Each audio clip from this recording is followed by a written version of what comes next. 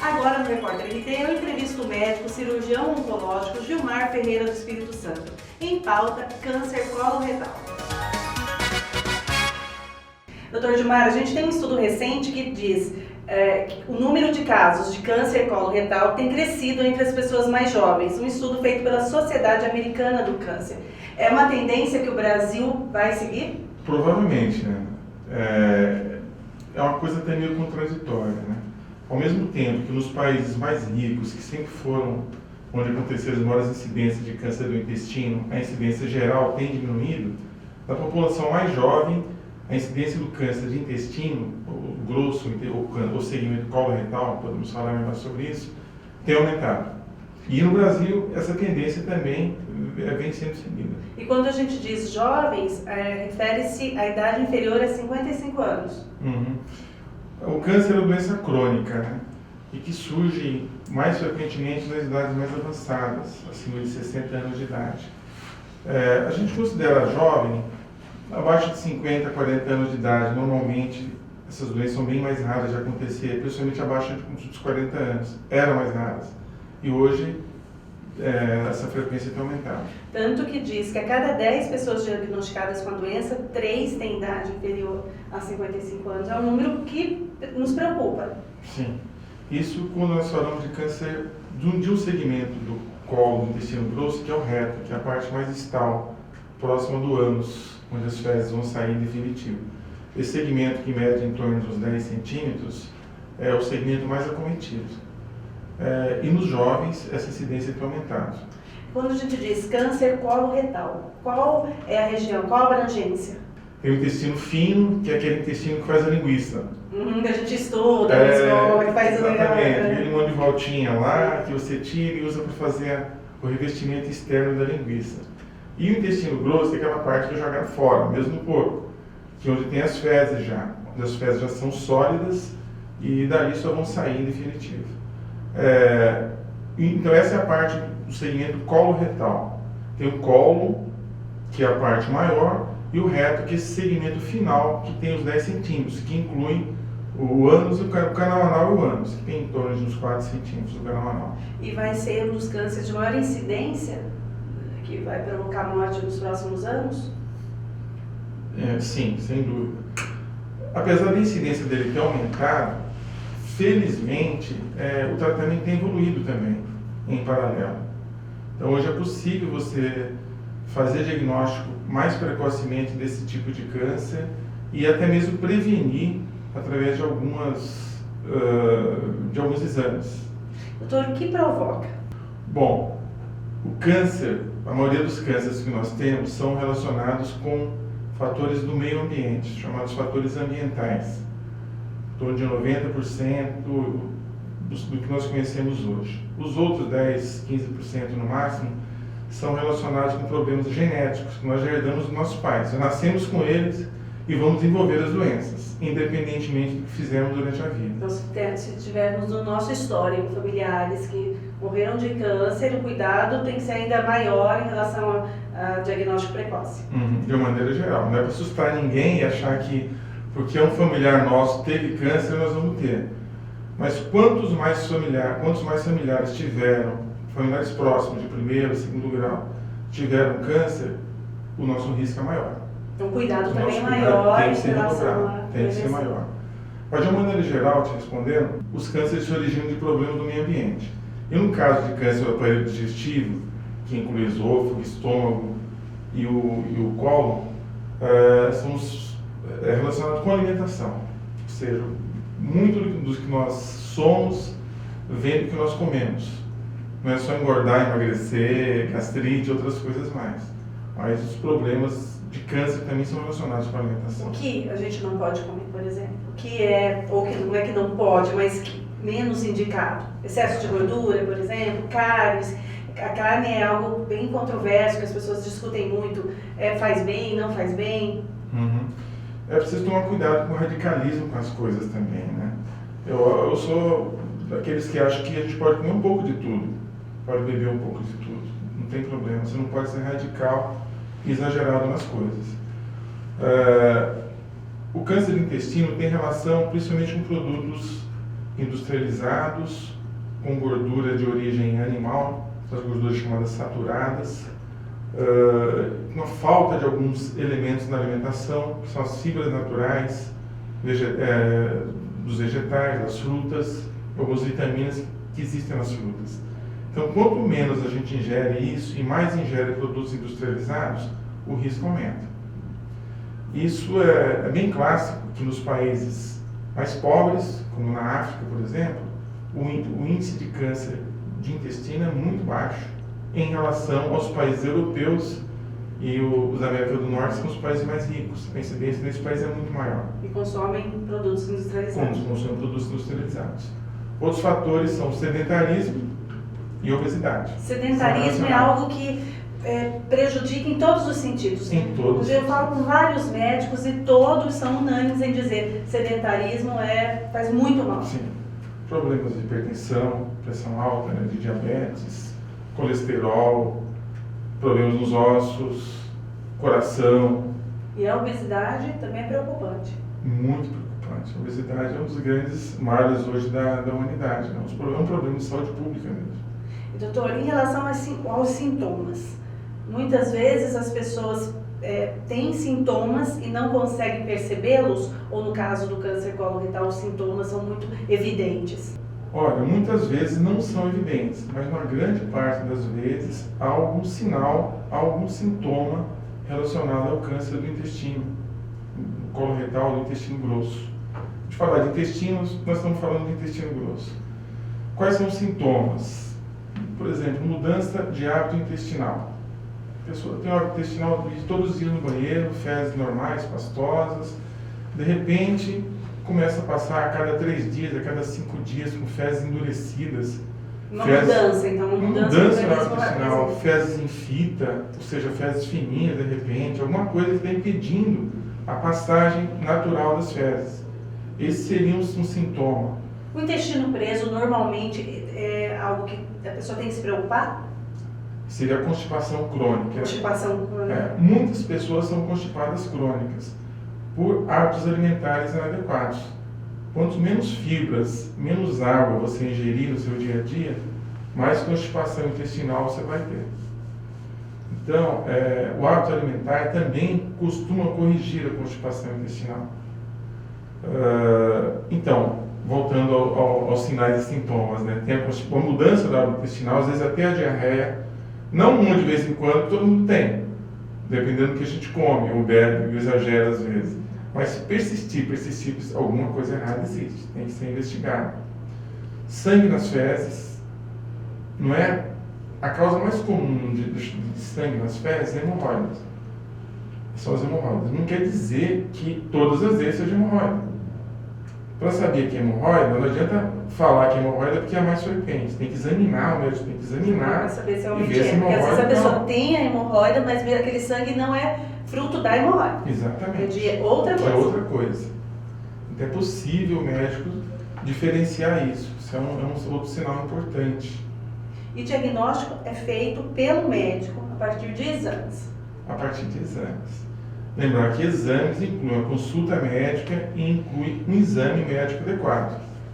Em problemas intestinais, de cólon, de reto, é extremamente importante o exame proctológico. O médico tem que examinar, tem que ver, colocar o paciente na posição adequada, examinar o ânus do paciente, ver se há hemorroida, alguma fissura, algum tumorzinho externo que pode ter também. Ainda existe muita resistência, doutor, quanto a esse exame, quanto a essa posição, especialmente nas pessoas mais velhas, por exemplo? Principalmente entre os homens. Entre os homens? O jovem vem com uma cabeça diferenciada quando vai para o exame ou não? Isso é algo que faz parte do homem, depende da idade, ele chega lá e fala, não, já olha, não. Isso não, os jovens estão mais tranquilos hoje quanto a isso. Estão bem mais tranquilos, mas ainda existe uma resistência. É extremamente importante o toque retal, não só para ver a próstata, mas para examinar o canal anal, que é a parte inicial do reto, e o próprio reto. Com um toque retal adequado, você consegue examinar em 8 a 10 centímetros ali do início do intestino grosso, que é a parte do reto. E é possível detectar a maioria dos problemas com o exame proctológico com toque retal, sem gastar nada. Olha aí, a importância, né, de se desconstruir alguns preconceitos em prol da saúde. Sem dúvida. Essas mudanças de comportamento. E o tratamento? Então, aí a partir do toque retal, de uma suspeita diagnóstica, você evolui para outros exames. Geralmente, o câncer coloretal, ele é um tumor maligno? Quando nós falamos em câncer, nós já estamos ratificando que é um tumor maligno. Não existe câncer benigno. Existe tumor benigno e tumor maligno. Isso também é uma confusão que a população faz, né? Sem dúvida. Maligno, benigno, câncer, maligno, benigno. Então, existe tumor maligno, tumor benigno. O câncer já é um tumor maligno. O tumor benigno, ele é um tipo de tumor também, mas ele não é câncer. Alguns tumores benignos podem se transformar em câncer, mas a minoria dos casos isso acontece. E quando eles falam em colo, é câncer de colo retal, câncer já diz então que é maligno. Então, a importância do diagnóstico precoce é altíssima. Como é feito o diagnóstico precoce? Com a consulta, o exame do médico. Na suspeita, evolui-se para um outro exame, que é a colonoscopia, que é um exame que é o mesmo princípio da endoscopia digestiva alta, que vê o estômago. A colonoscopia vê o colo, o reto e o colo. A partir dessa colonoscopia, você consegue detectar as lesões iniciais que podem evoluir para câncer e fazer o diagnóstico. E por que o câncer coloretal está diminuindo em incidência nos países ricos? Porque a colonoscopia é realizada mais frequentemente, com objetivo de prevenção mesmo, diagnóstico precoce. Então você consegue identificar os pólipos, que são tumores benignos na maioria das vezes, mas que evoluem para câncer. A grande maioria dos cânceres de intestino, coloretais, evoluem a partir de pólipos que são tumores benignos. Poderiam ser tratados lá atrás. Que poderiam ser retirados com a colonoscopia, impedindo que evoluíssem para câncer. O ideal é que o toque retal fizesse parte do exame físico geral. Não precisa fazer todo mês, né? Quando vai lá, né? E o dono lá, não, doutor, tá de brincadeira comigo. Mas nada, não faz mal fazer uma vez por ano. Uma vez por ano. Até porque, diante dessa informação que a gente tem, que tem acometido os mais jovens, mais ainda a importância de se fazer com menos tempo, né? De se fazer mais frequente esse exame. Sim, uma vez por ano é um bom período. Agora, doutor, vou fazer uma pergunta. Um mito aí ou não, que as pessoas provavelmente querem saber. Sexo anal provoca câncer? Bom, não é o sexo anal que provoca o câncer. O ato sexual em si que provoca o câncer. O que pode provocar um tipo de câncer, não do colo retal que nós estamos falando, outro tipo de câncer que acomete a parte mais distal do reto, que é o canal anal, o ânus, em torno do ânus. Outro tipo de histológico de câncer, que é o chamado carcinoma epidermoide de canal anal.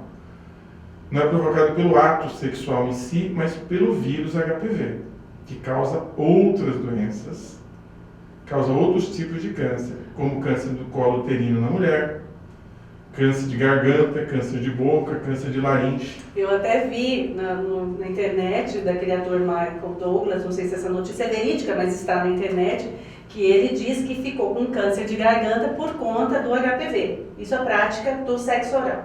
É uma verdade também. E aí, então o sexo anal, com proteção, não coloca em risco diante do HPV. Sim. Da mesma maneira que a proteção impede ou diminui muito a incidência de outras doenças infecciosas, as chamadas DSTs ou ISTs, né? AIDS, sífilis, o próprio HPV em si. E doutor, no consultório, existe essa dúvida? Porque a gente, em sites de notícias, em blogs, as pessoas mostram muita curiosidade e interesse em assuntos relacionados a sexo. Mas no consultório existe essa preocupação do que o sexo pode provocar em termos de doença quando não se utiliza o preservativo? Olha, acho que quase todos sabem das doenças infecciosas e do HPV na mulher, principalmente no colo do útero. No consultório, raramente alguém faz essa pergunta. Raramente. E, na verdade, o homem acha que com ele não tem problema, nem com o HPV, né? Da mesma maneira que provoca o HPV, provoca câncer de colo de útero na mulher, câncer de canal anal em ambos, pode provocar câncer de pênis no homem também. Doutor, se o homem está com HPV no pênis, esse HPV pode contaminá-lo no ânus ou não? Olha, o HPV ele é uma doença que, não diretamente do pênis para o ânus, né? Mas assim, pode haver uma contaminação cruzada ali pelo ato sexual, de alguma maneira isso pode acontecer. E qual o problema do HPV no homem? Na grande maioria das vezes ele é assintomático no homem. Não tem sintoma. Na mulher ela vai ter corrimento, pode ter alguns sangramentos, se já existir alguma feridinha no colo do útero. E a mulher tem mais frequente esse hábito de ir no ginecologista a cada 6 meses. Acho que a mulher tem mais cuidadosa. Muito mais cuidadosa. E doutor, existe a possibilidade da parceira ou mesmo o homem identificar o HPV ou só com o exame médico? Como o senhor disse, né? Assintomático. Então não existe, é só indo ao médico. Existe também, né? Tanto o homem quanto a mulher, o HPV inicialmente ele vai provocar umas lesões na mucosa, que é essa parte, a mesma mucosa que a gente tem na boca, tem no pênis, tem na vagina também, tem no ânus. Como se fosse uma afta. Como se fosse uma afta, uma feridinha, que não cicatriza, geralmente arde, pode, no caso da mulher, ter algum corrimento, alguma secreção no pênis do homem, isso é possível ver. Aí tem que procurar, de qualquer jeito, o médico para saber o que é. Então as pessoas precisam ficar mais ligadas na sua saúde, fazer exames preventivos, porque o câncer, a doença, o tratamento é muito mais difícil quando ele é reconhecido tardiamente. Sempre. Se nós conseguíssemos fazer o diagnóstico de câncer sempre na fase precoce, ninguém ia ter tanto medo de câncer, ou não ia ter medo de câncer. Que a grande maioria dos casos pode ser curados, quase que a totalidade, quando você faz o diagnóstico no iniciozinho mesmo. O problema é fazer o diagnóstico numa fase tardia. Existem cânceres mais agressivos, que mesmo fazendo o diagnóstico cedo, essa doença vai ser, muitas vezes, até incurável. E muitas vezes aquele câncer que ele é tão maligno, que mesmo fazendo todo esse tratamento muito rigoroso, é como se ele tivesse ele quisesse burlar aquele tratamento e se está atacando o pulmão. Você começa a direcionar o tratamento ali, ele vai para outro lugar, né? A questão da metástase. Uma vez que o câncer saiu do local, o que caracteriza o câncer? O crescimento desordenado das células formando um tumor.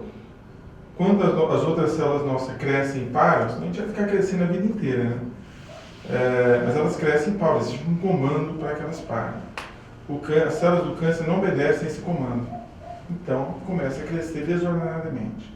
Aí invadem as células normais que estão em volta, invadem os órgãos normais em volta, e elas se desprendem, caem na corrente sanguínea e vão se instalar em outros órgãos do corpo. 3 coisas que a gente deve fazer para evitar, ou para buscar a saúde mesmo, de uma maneira geral. Bom, o câncer é uma doença que pode acontecer independentemente da nossa vontade. Tem aqueles 10% que vão aparecer com os fenômenos genéticos.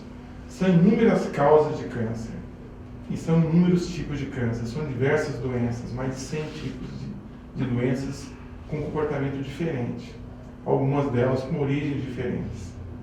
Mas uma maneira de nós nos cuidarmos e nos prevenirmos e também fazermos diagnóstico precoce é ter hábitos saudáveis, alimentares, né? Atividade física, proteção contra o sol. O câncer de pele é o mais comum em todo mundo.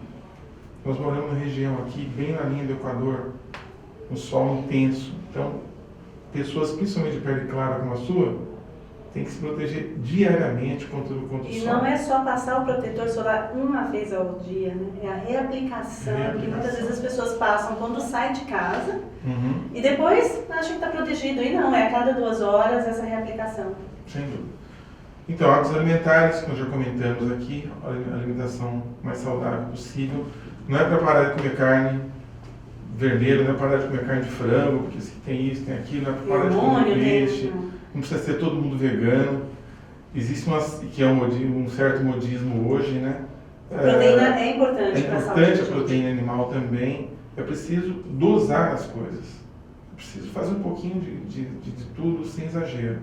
Tentar diminuir o nível de estresse, ter uma qualidade de vida adequada.